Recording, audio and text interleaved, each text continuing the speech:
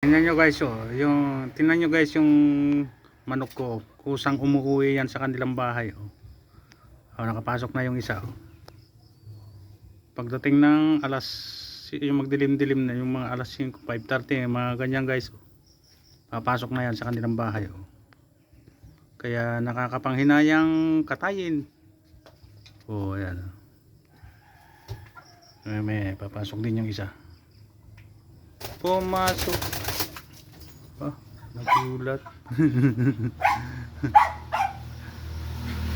Nagulat. Umakyat yung isa doon.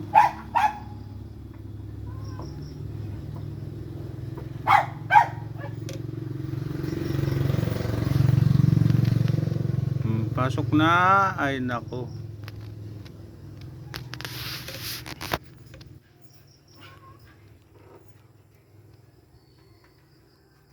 Guys, babalik yan. Ayun, pasok na. Sabay sarado ko naman na. Ayun eh. Good night.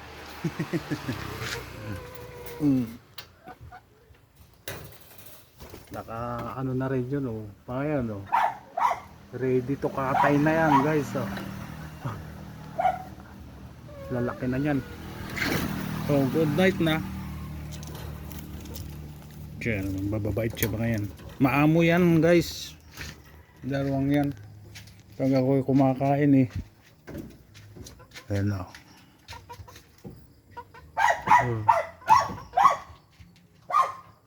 Pag ako'y kumakain inaagawan ako